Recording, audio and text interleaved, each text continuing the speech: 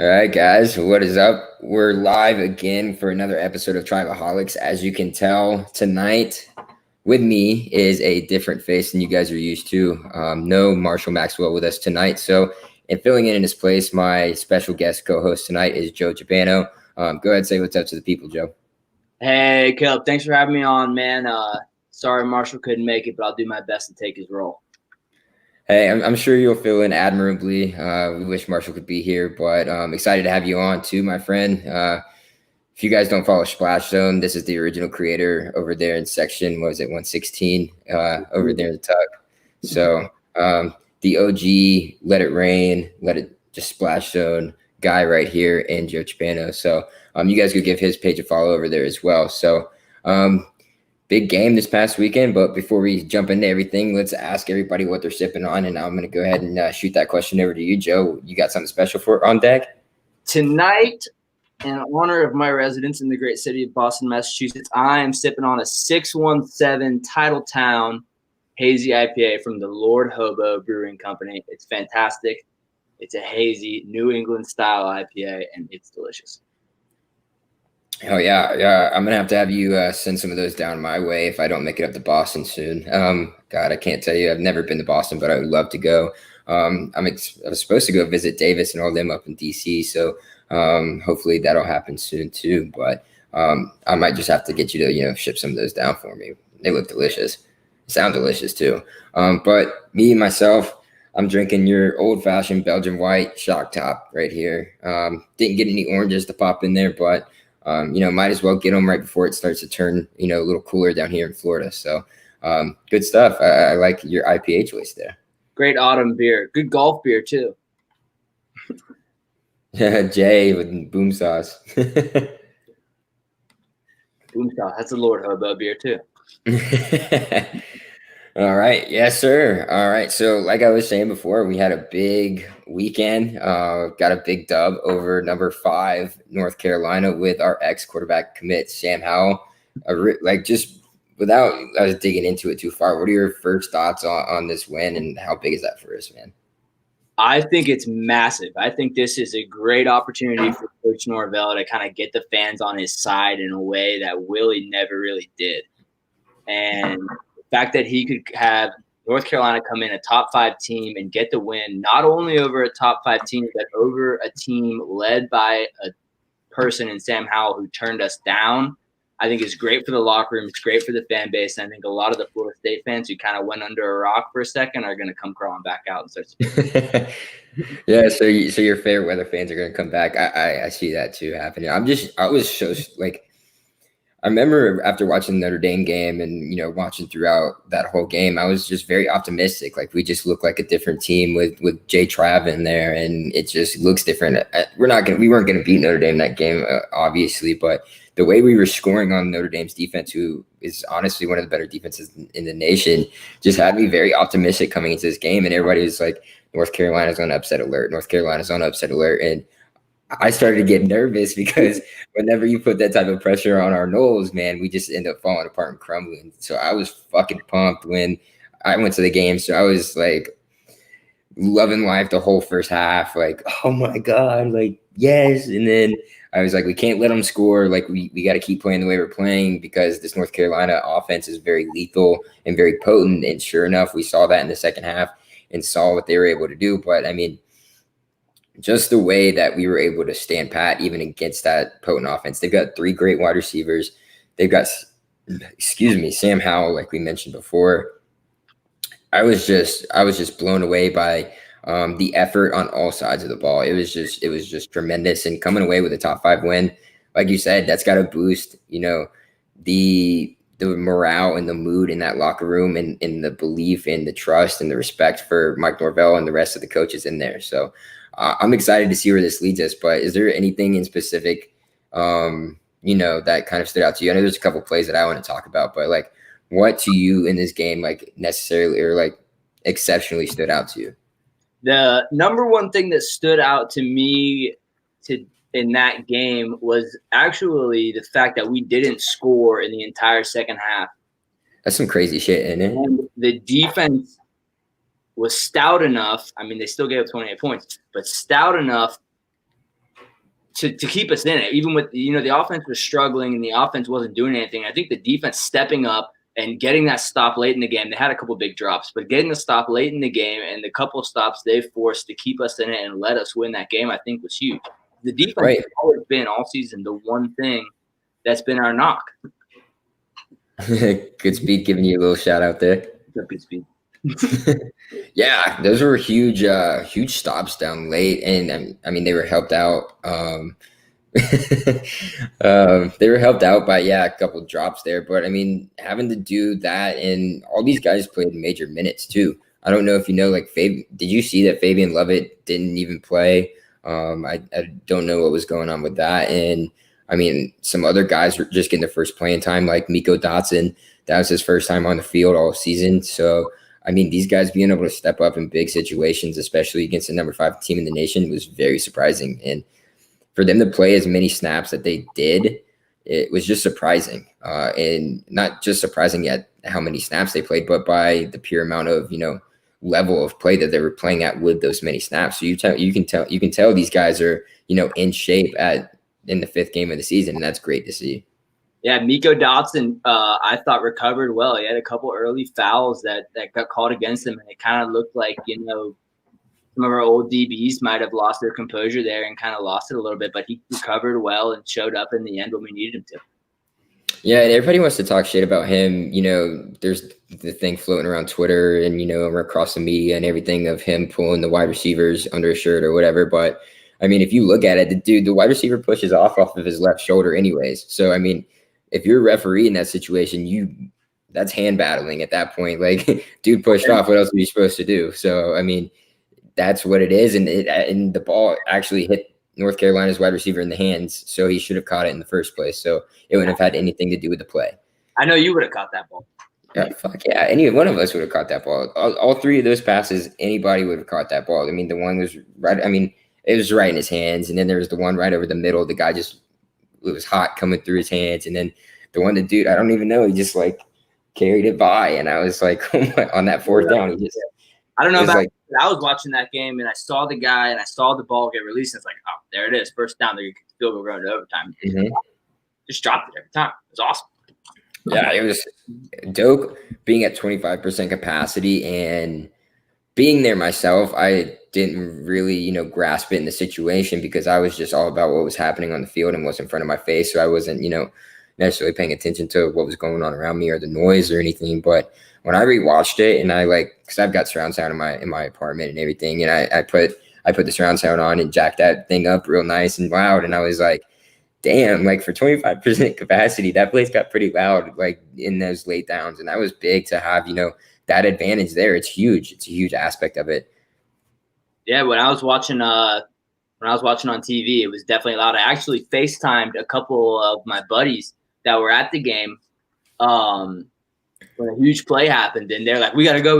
And I heard through the FaceTime audio, and then obviously I was a little behind because I'm streaming because I can't afford cable. And I saw it later, and it was loud, man. It was awesome, especially at the end in the 4th quarter when North Carolina was driving down the field, they crossed midfield. It was loud. I mean, it didn't sound like a full capacity stadium, but it definitely didn't sound like 25. Right? Yeah, 100%, dude. It was obviously not 100% dope, but it was loud for what it was. And yeah, I'm right there with you. I can't afford cable either. I have YouTube TV all the way. So that's what we work with. But speaking of the defense and how well they did, how about us having the number 1 corner in the nation right now and potentially going to be the number 1 corner overall selected in the NFL draft? Ooh, man, Asante Samuel Jr., he's cooking. That boy is bad. Mm-hmm, mm-hmm. I was waiting for him to show up last year. He played well last year, but this year he's been on a whole nother level, completely carrying our secondary. Right, and so I saw a PFF thing, dude. I don't know. You probably saw the same one. It's like a PFF grade of what the rate is for a quarterback, like a quarterback rating of. Oh man. So yeah, you saw that. Did you see that PFF thing where it was where it was a quarterback's rating spiking the ball into the ground compared to a quarterback's rating throwing it to Asante Samuel? I did see that. That's insane. Yeah, so these quarterbacks have a better Passer rating, throwing it into the ground, so AKA spiking the ball, than they do at throwing at Asante Samuel. So That's it's insane. I don't understand how passer rating works, but I understand when one number is higher than another number, and that makes no sense. and I also understand what spiking the ball is compared to giving your wide receiver a chance to catch the ball. And obviously you can't do that because your wide receiver is not going to catch the ball when it's thrown to his way. You got to find someone else to throw it to. Yeah, so the passer rating for a spiked ball by a quarterback is 39.6. A passer rating when targeting Florida State cornerback Asante Samuel Jr. is a 33 even. That's crazy. That's just stupid. Baron, this is a college football show. We're not talking NFL here. But it's not going to happen. Yeah, for those of you who don't know, Joe is a Steelers fan, and he is undefeated right now. So, yeah, good for you. Akeem Dent is barbecue chicken. That's why he is number 2 on the depth chart now. Good speed, and we are loving every second of it. Miko already passed him as well. So we'll see if Akeem can get it under control. He's a 5-star. Barron says 1 star. So I don't disagree with that at all. He has played like a maybe a mid 3-star. He just gets burnt every time, can't keep up. Not very good mechanics or anything. So. But at least we have, the truth there on the outside, Asante Samuel. Not only that, dude, but he is he's leading the nation in interceptions with 3. Maybe not anymore. There's probably somebody higher than him at this point. First in passes defended in 8, that still holds. And then second in fumble recoveries in 2. And his 32 career passes defended ranked 1st in the ACC and 3rd nationally among active players. That's crazy. That's awesome. That's insane. We love that. When's the last? I mean, it hasn't been that long ago, but when's the last time we had a corner that could do that? That was small. Okay, we can forget about Jalen Ramsey because Jalen Ramsey was a different animal. Level. Yeah. So when you talk about small corners that have come through Florida State that have been able to put up the numbers and the stats and live up to the hype that he was originally supposed to live up to, I can't say. I mean. You can go back to Antonio Cromartie, maybe. He was a smaller dude, but Xavier Rhodes was kind of lanky. Yeah. What about Joyner? Joyner, I guess you could say. He did play on the outside. Greg Reed, Jay says. So, yeah, that's good until he was gone. But I did Greg played mainly – did he play mainly safety or did he play corner? I think he might have played both. But, yeah, Greg Reed was tiny, but he could bring the boom.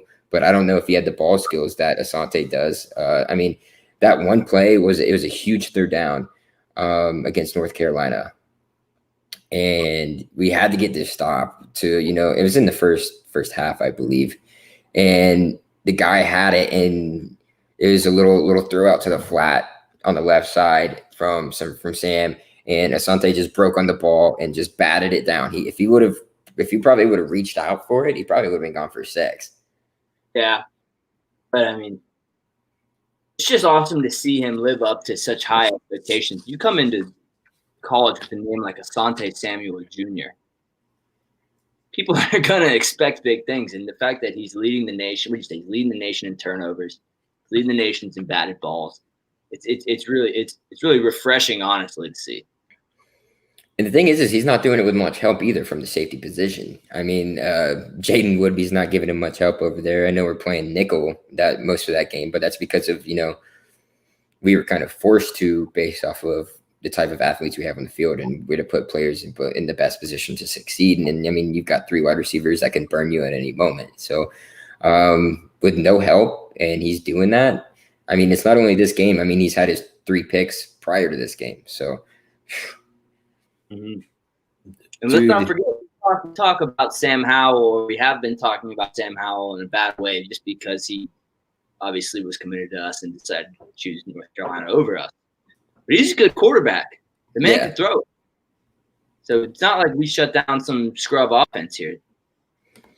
Oh, not at all. Yeah, when they were talking about him, that's just typical bandwagon or not bandwagon, but Homer hate here is that you burn us, we're gonna burn you, fuck you, and everybody else around you. So like, and that's how it's gonna be.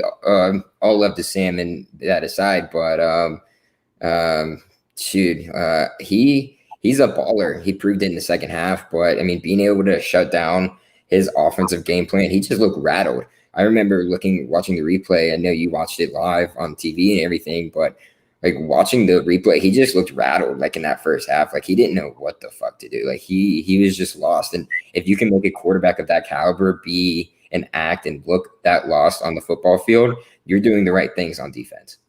Absolutely. Absolutely. This kid is a shout out for Illinois football because they need it plus 27.5. Let's ride. I'm right there with you, Barry. I'm riding that same teaser you are. The Fighting Illini. Yes, sir. One of the great secondary logos in college football. Gotta love it. But also on the defense, huge play by Josh Kando, dude. Absolutely. That pick six was massive. Just how about him? This might be his breakout game. We haven't seen a lot from Kando.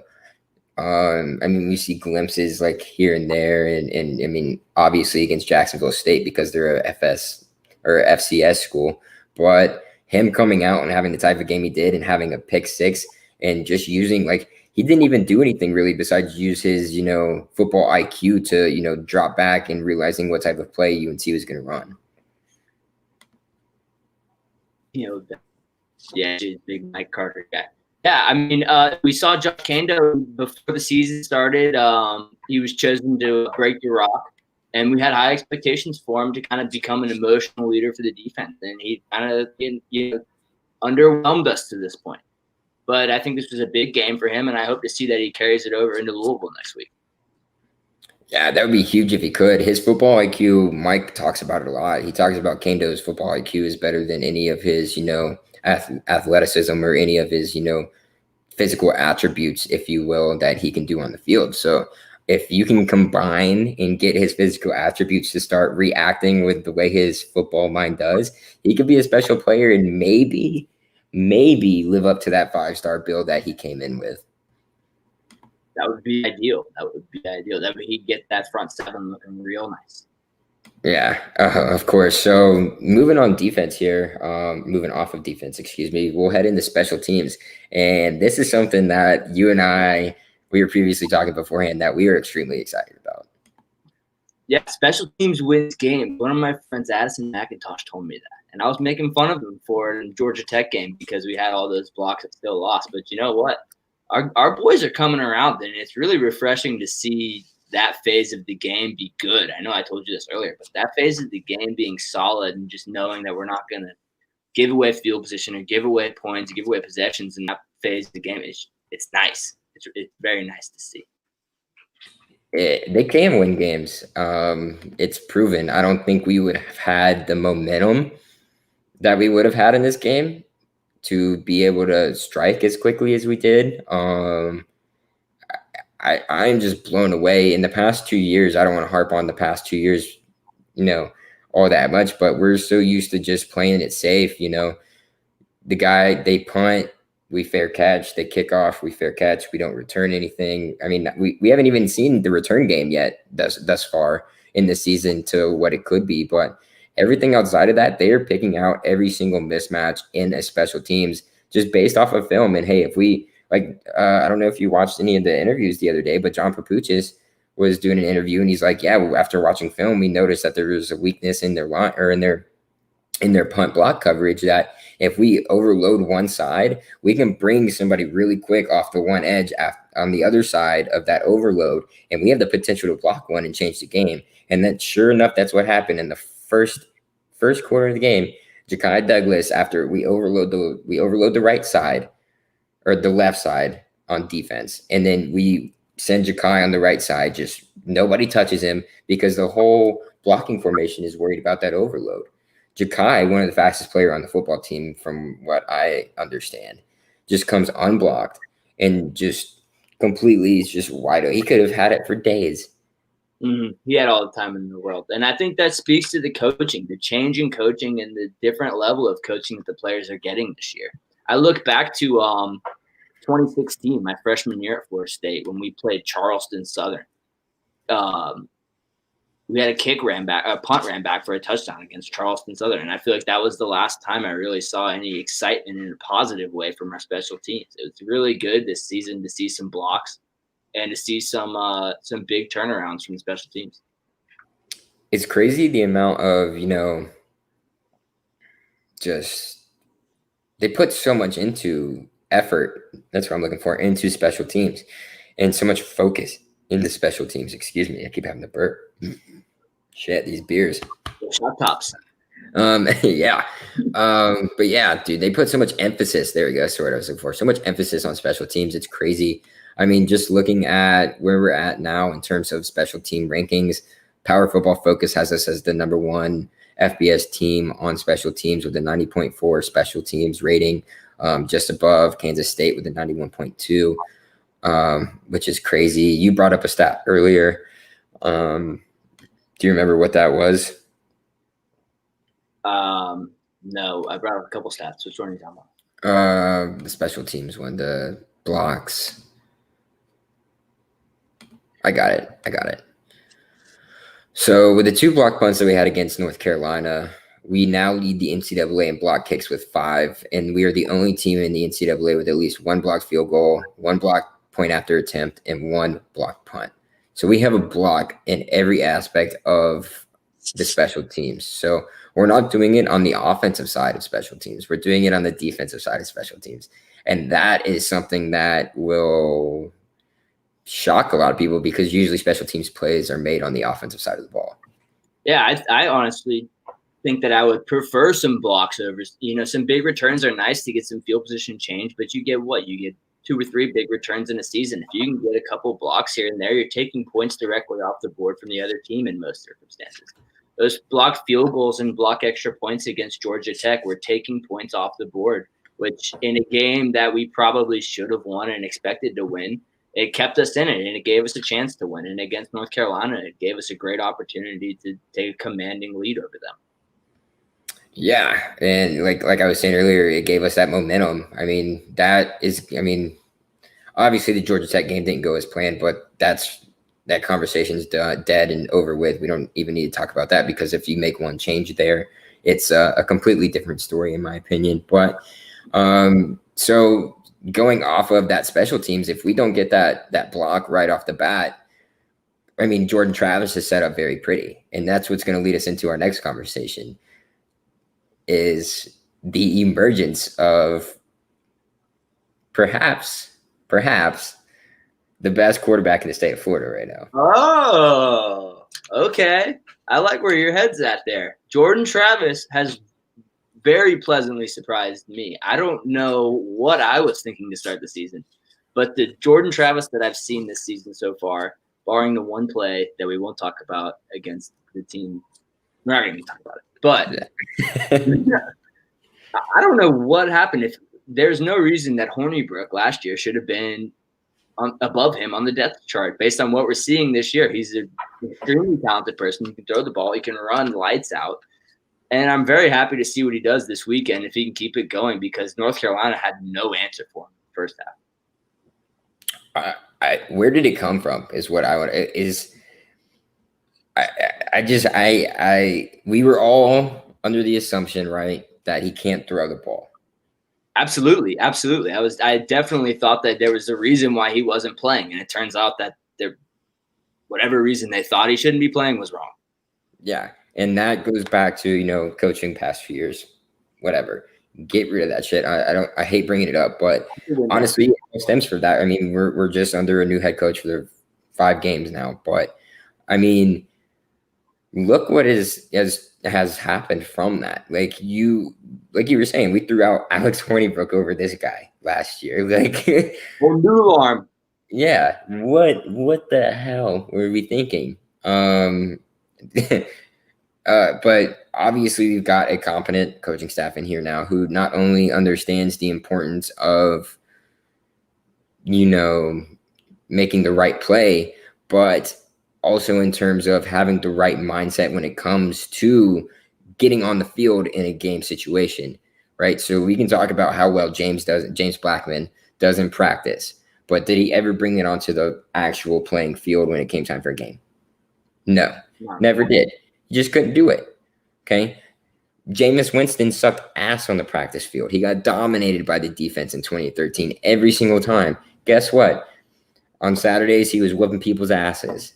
Okay, it's a little bit better of a practice defense, though, in 2013. Yeah, exactly. It's a different thing, right? Okay, but now we see Jordan Travis sucks against our defense. Our defense is, I think, talent-wise, pretty good, if not above average, or should be. But we have yet to tap into that potential that they are supposed to have. They're slowly starting to do it, but what Jordan Travis has been able to accomplish in the short amount of time that he's only been a starter for 2 games. 2 games now. I mean, he was inserted in Jacksonville State after, Altmaier got maybe 2 series. Rodemaker didn't really or not Altmaier, excuse me. Yeah, Rodemaker. I'm confused. They look very similar to me. But yeah, Rodemaker, first play of the game, pick 6. Awesome. So I mean, we saw it after that. There's a 4th and 1 where Jordan Travis took a read option play and pretty much had a defender right in front of him and just trucked the defender in that Jacksonville State game to get that first down on 4th and 1. That breeds like trust and respect within your offense right there. Him going down on this North Carolina game on that with Damian Webb run, and he's just booking ass to go and get a block. Didn't make the greatest block. I prefer him not to throw his fucking body in front of somebody like that. But definitely, dude running 40 yards down the field to make a block for his running back to try and score in the second half. Albeit we know what happens from that. We don't even get any points. But I mean, that's the type of effort these guys, can kind of get around and gain confidence from. Be like, yeah, this guy gives a shit. I need to give a shit. And that's going to build. I mean, you saw Ontario Wilson on that same play, 10 yards back from where the play even started as a wide receiver, and then just books it to go get a block downfield too. Yeah, exactly. It's that selfless play that we're seeing this season kind of starting to emerge that we haven't seen before since really the Jimbo days, since the players kind of playing as a team and not really worried about personal stats and kind of pissing and moaning that they didn't get the ball on this play, and helping the team out and kind of helping players that do have the ball, who Damian Webb has been awesome this year. Kind of helping him kind of get it going to help the team out. We didn't score, but, we scored enough to win. Yeah, and, I mean, Jay Trav, man, what a dude. I mean, I see him on the sidelines before games, and he's just, vibing. Nobody talked to him. Nobody fucking talked to him. I'm not James Blackman. I'm not high-fiving everybody, slap hands. I'm in my zone. I'm ready to fucking go. We're gonna win this game. We're going out here to win this game. We're not here to have fun. Yeah, it's fun, but it's fun if you win. Exactly. Fun when you win. It's a business trip. We're here to get a deal done. My favorite play of Jordan Travis's from that game, not from the day, was when we were backed up into our own territory there. Yeah, speak on that play. Speak on that.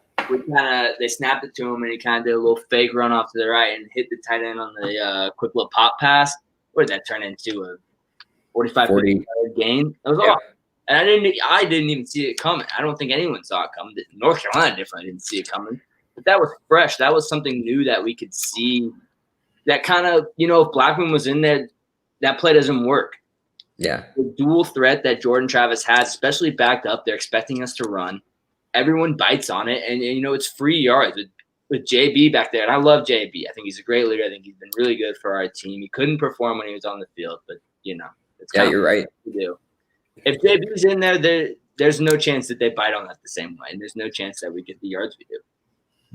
Not at all. And I love that play. I mean, that goes to Jordan Travis and being able to execute it, because he executed it so well. But having the balls as an offensive coach and offensive coordinator. So shout out to Dilly and Mike on being able to call that play at your own, 6-yard line? Yeah, at your own 6-yard line. We're going to send 2 verts on the right side. We're going to send the leftmost guy vert as well. Just everybody verts. And then we're going to roll to the right and then just have the tight end slip out on a seam, and then and then run a RPO type of play where you fake the handoff and then you roll out with the handoff. You get the linebackers to fight, and Preston Williams, God bless him, dude. Walk on tight end, just wide open down the seam. Beautiful, beautiful play. And for Jordan to just be able to understand, like, this is where I gotta go. Like, I see the linebacker bite, he's wide open. All safeties are covered with the guys on verts, anyways. They're already preoccupied with all that. And then him just stopping on a dime, he's off his back foot, and he's just like, just a little dump flick pass right over the top, right down the seam to Preston Williams, who, good God, what were you thinking the whole time the ball was in the air? Well, the ball was in the air. I was like, that ball's floating. Hopefully it's in the air. And the camera kind of panned over to him. I was like, oh, thank God he's open. And then he's running. I'm like, just don't fumble, bro. Yeah, when you looked at who it was, like, you probably had no idea. Dragging a piano behind him while he was running. You didn't even know who it was, did you? Like, I looked at it. I was like, please fucking catch it. I didn't know who it was. I had to figure that out after the play. I was just like, dude, just catch the damn ball. Just catch it. Like, we got a first down. And then he broke it off for like 30 more yards. Let's go. I was so pumped. That play caught me so off guard. And someone sent it to me a couple of days after the game, and I remembered just how awesome it was to see something like that called. Mm-hmm. Another thing about Jay Trav, before we move on here, he has the second best passer rating in college football right now for passes over 20 yards. You don't say. Yeah. Guess behind. There's only one player. Is it Mac Jones? One player. No, not Mac Jones. Sam Howell? Mm-mm. God, who is it? Come on, man. Come on. Who's the Heisman? No, I'm not going to say his name. Okay. We don't need to get into that. Okay. Well, Travis is second, which is awesome. So, I mean, for all of us who thought, including myself, including probably Joe, who had the assumption that Jordan Travis could not throw, he can fucking throw. Oh, good. Especially with you didn't even have Terry out there. Yeah, and that's another shocking factor is we did that without Terry. Imagine if we do. Once we get him back, that's going to be dangerous. But another aspect of this offense is the running game. And this is somebody that you're apparently very high on, and that's LaDamian Webb. I love him. I love the way he runs the ball. What was it? In the Miami game, he had a big run where he was kind of stumbling over himself. It was the first time you really see one of our players fight. Fight for those extra yards, kind of grab those extra yards instead of just going down. Let's go, Illini! Let's go. Going in, Gator. It was nice to see some enthusiasm, and I think that really, helped. And I like Corbin too. I like him a lot too.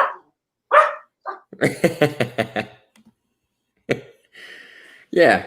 They're two good backs, great backs. Well, not great, but they're good backs. I think LaDamian Webb has the chance to be a great back. He runs a little bit like Frank Gore, just hard, real physical, tough-nosed guy, but has a little bit of speed behind him. Young Frank Gore, guys, don't attack me for saying he's like Frank Gore now. But, running behind his blockers, being patient, seeing holes very well. And other than just that, being able to bounce off of people. But other than that, his mentality first is to block.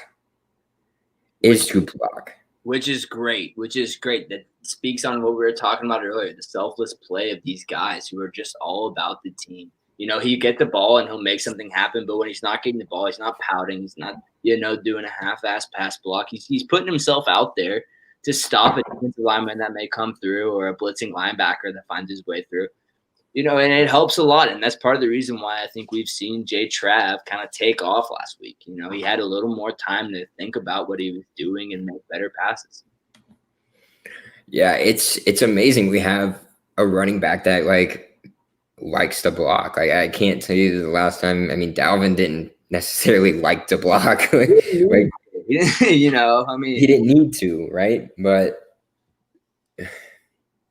I mean, James Wilder liked to block. James Wilder loved to block. He loved to light somebody up. But I mean, seeing this dude's, he's just a little bowling ball. Like, he's not big like James was. James was a freaking linebacker playing running back. Like, that was reasonable. But this dude's a little bowling ball. Like, he's not, you don't expect this dude to blow you up, like, or blow up some, defensive end coming off, or some other linebacker coming off who's probably 5 inches taller than him, probably weighs about 20 more pounds, and he's just blowing him up on the sideline. He's got that fight in him. He's got that fight in him. He's gonna put his neck out there and he's gonna light you up. And I like it a lot. Oh my God, it's fantastic. And I can't wait to see this game just breeds so much optimism into the fan base, and not only into the fan base, but into that locker room, I believe. Like, these guys have to be, a little, more amped up now. Like, hey, we can turn our season around. Like, these first 2 games, they mean nothing now. We can still do what we plan to do because of this game, because we weren't supposed to win this game in the first place. Yeah, absolutely not. And, I don't know how many of them came in with the idea of beating Miami in the first place either. They probably expected to beat Georgia Tech, and they didn't. And that's behind us now. But they probably didn't expect to beat Miami, and they definitely didn't expect to beat North Carolina. And I think it showed after the game with the way they reacted.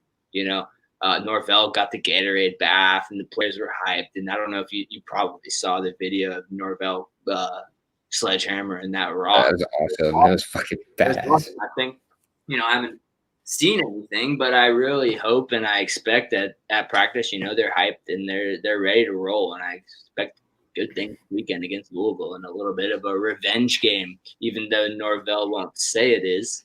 A little bit of a revenge game for J-Trap there.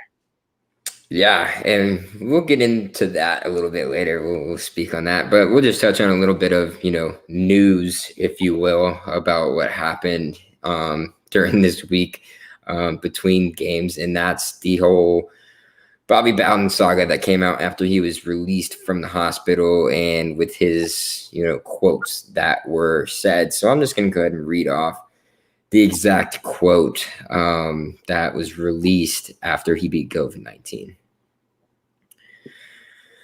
All right. So today, Coach Bobby Bowden released the following statement on defeating COVID-19 that included an important message for all Americans. I want to thank all the many, many people who were thinking of and praying for me over the last few weeks. I just went through a battle with COVID-19, and God just wasn't ready to take me home yet to be with him. Most of you know I'm 91 years old, and the fight was tough. But thanks to the help of Dr. Michael Forsothafel, and I probably butchered that, I'm sorry, and the support of Anne and all my children, I beat it. I've had the chance to get a lot of wins in my life, but I really wanted to win this one because I wanted to be around and vote for President Trump. I've always said that the only thing you can take to heaven with you is your kids, and for 71 years of marriage, Anne and I have tried to live our lives and share our Christian faith with them, so that one day we will all be there together. But until that time, we are here on earth, and America is the greatest country this side of heaven. We have the freedom to pursue our faith in God, our dreams for our career, and our love for our families. For too long now, politicians in Washington have run America down and apologized for our greatness. I'm tired of it. Like President Trump, I had the opportunity to be treated for COVID-19 with drugs to include remdesivir.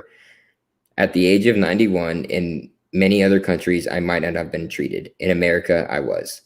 The one thing that all of us parents and grandparents can do for our children and grandchildren in these next couple of weeks is vote. We have to get out and vote for President Trump, because reelecting him is our only chance to leave the next generation with the same heritage, beliefs, and opportunities that Ann and I had and that many of you had. There are about 45 of us Bowdens around. Most of us live in Florida, and I promise you that almost all of us will be voting for Trump, and the ones that won't be telling me about it. So please take the time, dadgummit, for the sake of our children and grandchildren, to keep America great and vote for Donald Trump. That's the end of it. And what are your immediate thoughts after that? So my first thought, after I obviously read it before and I just hearing you say it again, my first thought is I'm very happy to hear that he's doing well. And it's very nice to hear that he's doing well. And he's a fighter. We knew he was a fighter. He's a great coach. He's a great leader, and he's not just going to, give up on anything, Right. But the second thing that I think of is, we've seen a lot people kind of on Facebook and Twitter and social media, kind of getting into this and that about who's right and who's wrong. And I don't understand why we can't just let this man have his. I mean, this man has earned the respect of all of us as Florida State fans and as humans to kind of respect him and to let him say what he deserves the right to have a platform and say what he wants to say. Yeah. Overall, everybody has their own opinion and their own way of thinking and their own thought process and their own belief system and all of that. Um, Bobby Bowden's a person too. He's our idol. Yes, he's our hero. Yes, he is the person who built this university. Yes, he is the person who built this team. Yes, he's the person who built this field and this stadium and everything that surrounds us as fans. Yes, you can see him as a hero, and yes, you can see him as an idol, but that doesn't mean he has to think and believe and have the same opinion that you do just because he is that. Absolutely. If he believes something that I don't, that's his opinion. Okay, I still treat him as a person. He's not somebody different, and I can respect somebody for a differentiating opinion than my own. And if there's so many people out there that are saying such negative things about Bobby Bowden, who out of so many people in this world deserve it the least, and that has just flabbergasted me. I got so frustrated and just aggravated last night when I saw what people were saying about him and the remarks that people were saying, and it just hurt me deep down, man. Yeah, it's not fair because I think a lot of people think of him as as as something other than just another person. Like I mean, he has the God, like everybody, like people can view him as that, like not necessarily as God, obviously, but like that's the type of complex that Bobby Bowden surrounds himself as because of what he's done for the university as a whole. Yeah, he completely transformed the Florida State, especially, I mean, obviously as a football school, but as a university in general. And one of my favorite tweets that I see kind of pop up every now and then is an old picture of Doak or the stadium before he got there, and then the picture of Doak now when he left. And it's a coliseum of football greatness, and then people gather 70, 80,000 at a time in normal years to cheer on a Florida State football team that he built from scratch pretty much. And people think of him, I think, in good ways, in bad ways, sometimes as something other than just another person. And when he voices opinions like the way that he did, people don't respond in a way that they would if they were like me and you talking or if they were talking to a friend face to face, which I think is messed up. Yeah, and it's the sad part. You gotta treat people how you like. It's so silly to say that we have to say this now. Like, treat somebody how you would want to be treated. The golden rule. We learned about it in second grade. I mean, but it's sad that we're having to do that. Like, it doesn't like if somebody just doesn't agree with you, so be it. It's not right or wrong. I mean, sometimes there's a difference between right or wrong, and we all know that, or else we wouldn't be in the position we are today as adults. But at the end of the day, things can be right and things can be not right, and things can be right on the other end and things can be not right on the other end. It doesn't matter if it's right or wrong. It doesn't have to be right or wrong. There can be differentiating opinions, and if you don't agree with it, you know what? Respect their opinion, move on. There's no reason to throw a bitch fit about it and say that somebody's senile, you lost respect for somebody, especially somebody who meant so much to you until this happened. And yet 4 years ago did the same thing. Like it just flabbergasted me that there are fans out there that were able to say the things that they did. And it's just, are you really a fan if you can't respect the guy who put us in the situation that we are in today for his opinion?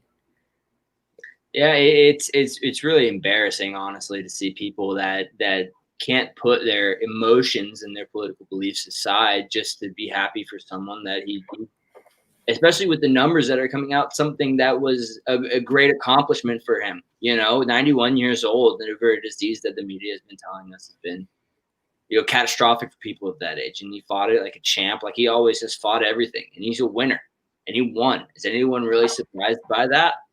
I don't think so. And to respond the way that they did, it's embarrassing for the people that they can't just be adults and let someone else have a different opinion than they do and respond to it in a responsible way. But everyone's not perfect, I guess. Yeah, and I mean, I understand like the whole talk about, yeah, he's an old man from the state of Alabama, and he was born a Christian faith. Yes, we all get that. We all understand that, and I mean, it's a point, yes, but he lives by the word of God, and when he feels a certain way about something, and he's going to speak his mind, and that's how he's going to do. We all have grandparents who do the same thing. I have grandparents that do the same thing. Anybody has grandparents that do the same thing. They speak their mind no matter what they think, no matter what they believe, no matter what. And they try and make you seem like if you don't think the same way they do, then you're wrong. I've got grandparents who do that. Okay. I'm sure everybody else does. Bobby's a great grandparent. Okay. Yeah.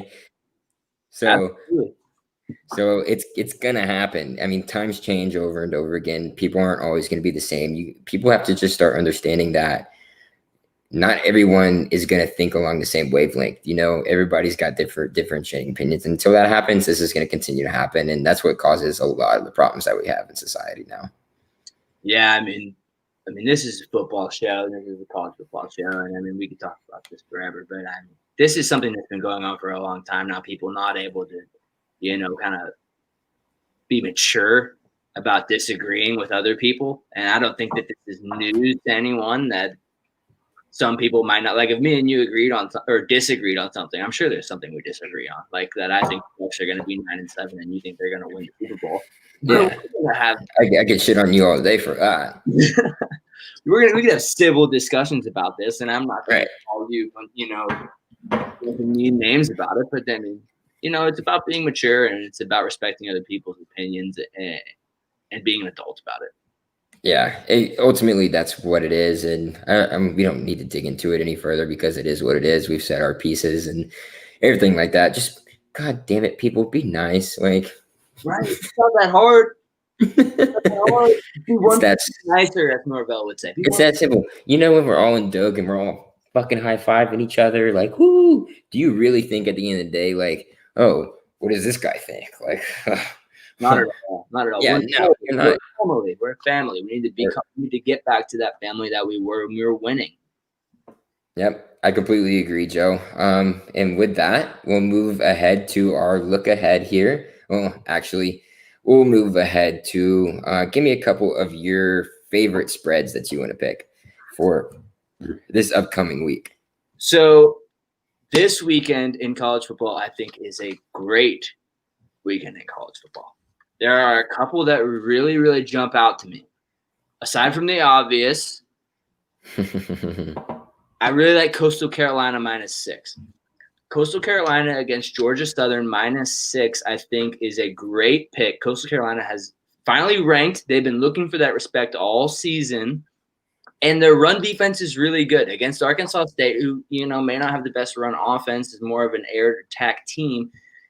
At one point late in the fourth quarter, Arkansas State had more points than they had rush yards. Going against the team, Georgia Southern, who everyone knows primarily runs the ball. I really like Coastal Carolina with their great offensive attack and their stout defense to take care of Georgia Southern. Another one I really like is Cincinnati +2.5 against SMU.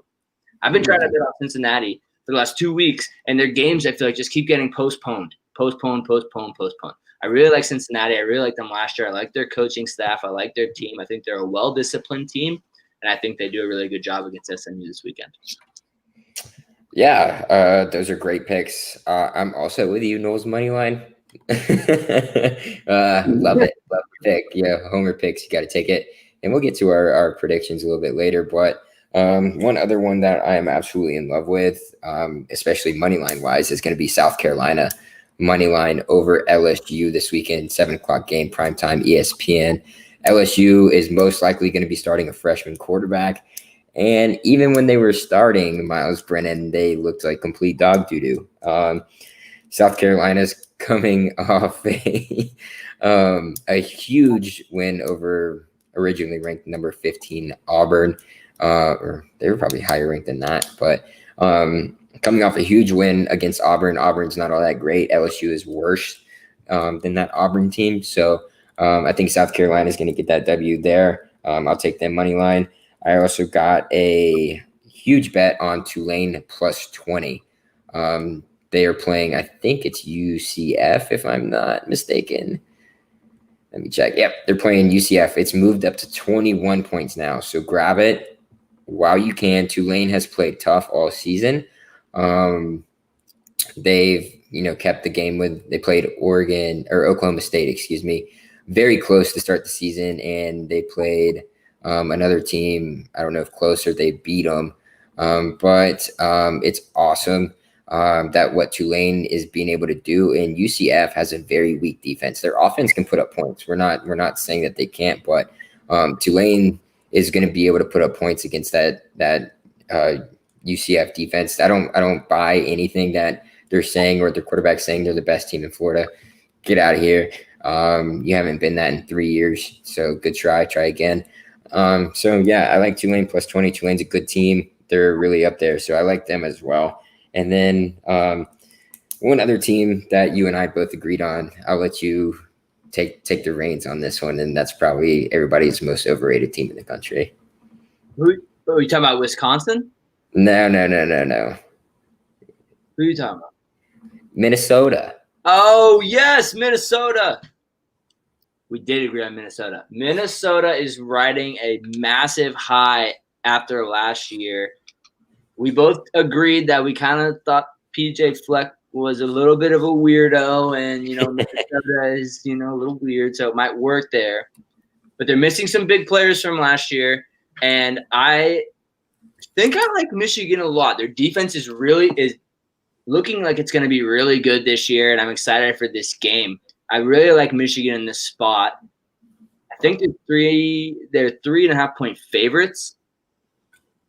And I really don't even see it being close. You think Michigan wins? I think Michigan wins. Oh, Jesus, no way, dude. They're starting a freshman. I thought you agreed on this with me. No, I thought PJ Fleck's a weirdo, man. Yeah, I think he's a weirdo too, but it doesn't mean I don't think they're a better team than Michigan. No, I like Michigan starting the new guy. If they were starting Patterson, I'd be with you. So you're falling into this new guy who's supposed to be like Cam Newton. Hey, Cam Newton did pretty well. Yeah. But anytime you hear fucking John Harbaugh talk highly about his team, it all just goes into a dumpster fire. So I'm taking Minnesota upset money line. So all right, we'll see what happens. Tail me, fade Joe. No. If you want to. All right. Michigan, though, I think we could both agree on this. Michigan got the short end of the stick this year with their schedule. Do you see their schedule this year? They got blasted with the Big Ten schedule. I mean, I know I just kind of. No, you're good.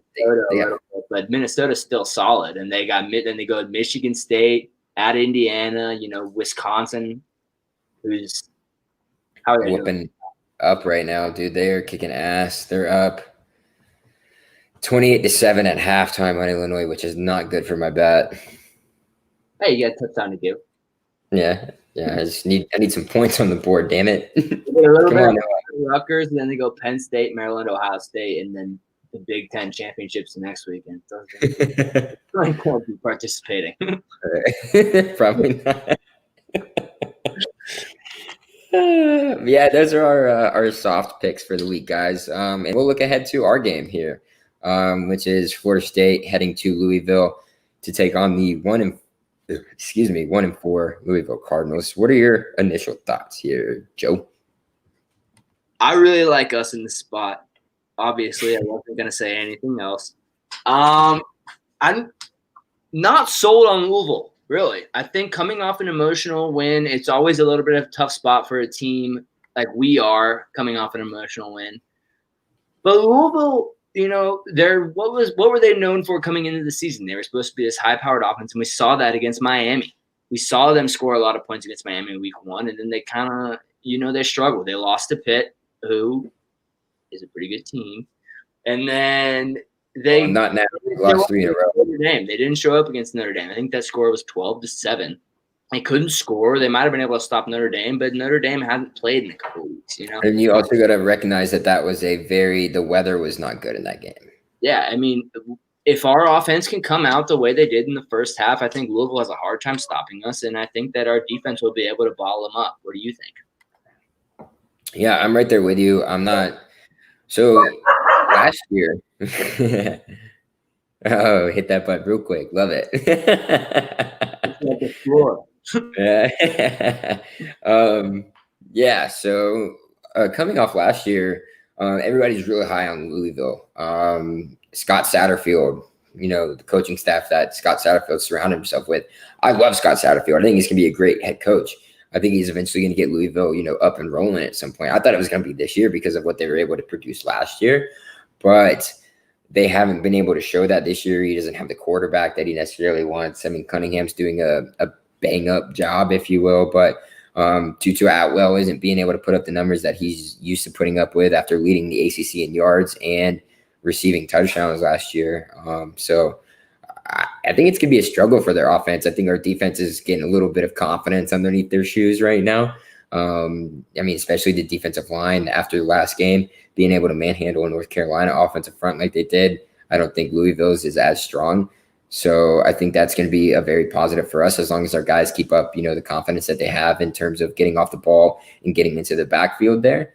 And I just don't see it happening for Louisville. I think it'll be closer than we possibly think. I don't know why they're favored by 4.5, 5 points. That's a mystery to me. I think it should be probably an even game, if anything.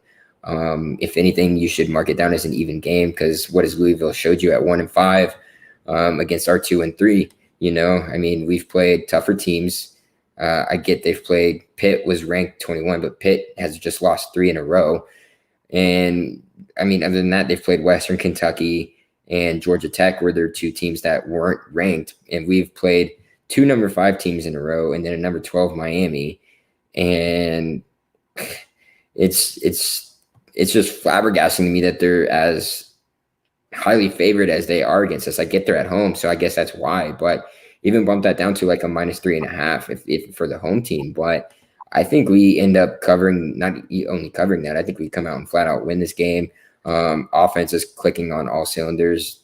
I know Louisville's defense is fast. They're athletic type dudes, but at the end of the day, they haven't been able to stop any of these offenses. You can say they stopped Notre Dame, only allowing them to score 12 points. But again, that weather situation was, not the best at all for either of those teams to be playing in. I mean, and then Louisville didn't score or do anything for the last 8 minutes of that game. So their offense just stalled out against the Notre Dame defense. I'm not saying our defense is Notre Dame's defense, but at the end of the day, I just don't see the 4.5 points other than the hype surrounding the coaching staff. Yeah, I agree with you 100%. It was 5 earlier. It's probably down to 4.5 now.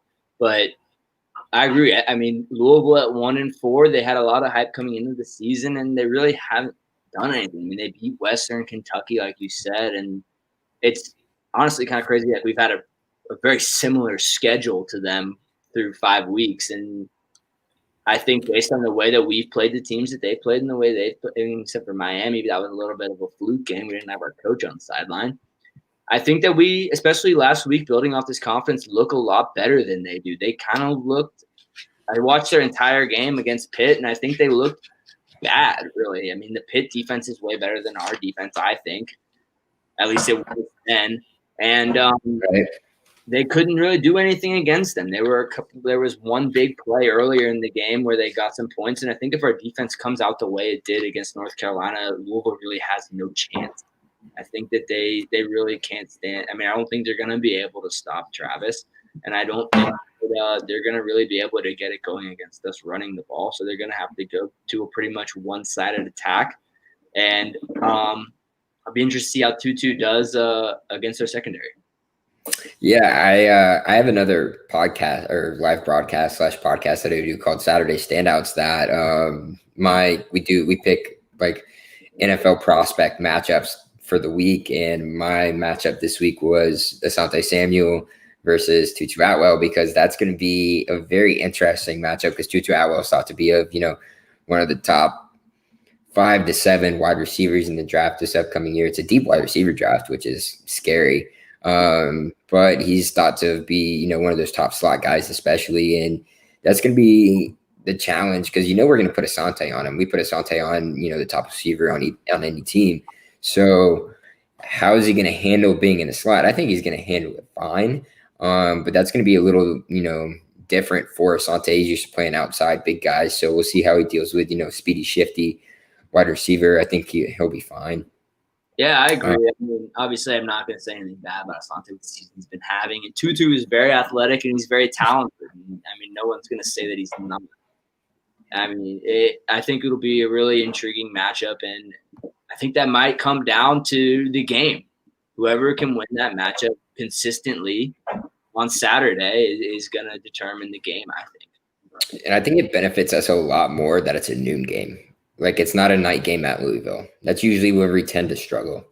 Yeah, a little less pressure, against us. And I think we played Louisville there a couple of years ago, and we kind of pulled one out of our ass at the end there. But I think that we're going to go in with some confidence, and especially with Asante on Tutu, that'll be an interesting matchup. But I'm very interested to see how old Jay Trav comes out. I hope he abuses that defense.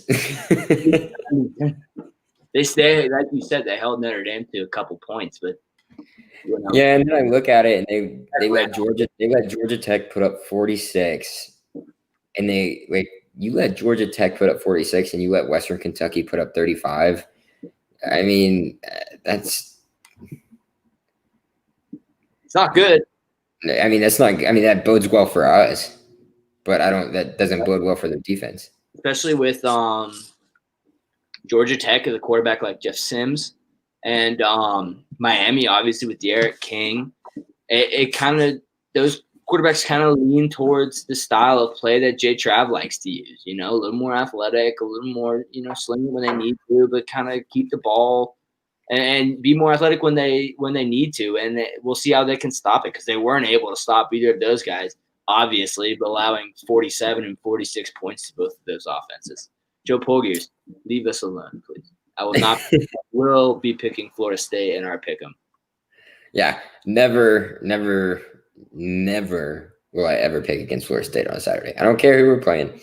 We have a group chat, and it's just all about Knowles. I know Joe's not a part of it or anything, but we got a group chat, and it's just everybody's like depressed the whole week, and then come Saturday morning, somebody just like puts a all aboard, like just all caps text into the chat, and everybody just is like, yeah, let's go, we're gonna win. Like, it doesn't matter who we're playing. Like, we could be playing Alabama and we're gonna win the fucking game. Like, that's just like that's the type of fans like I am. I feel like Joe's the same way too. So yeah, it's hard to get me to pick against the boys. I mean, especially with they put me through so much. What's a little more? We do this, but we're probably gonna win, and I think we're gonna win this weekend, and it might be worth sprinkle a little bit on that money line. Give it. Spread at 5.5 or 5 or whatever it is right now. It's moving, I know. It's just more juice for us. And Joe Poger, Joe knows. He knows. He knows better than to ask that question. He does. He's just messing. All right. So before we log off here, I need an official score prediction from you, Joe. I would expect nothing less, and I'm going to go with Florida State over Louisville, 34-27.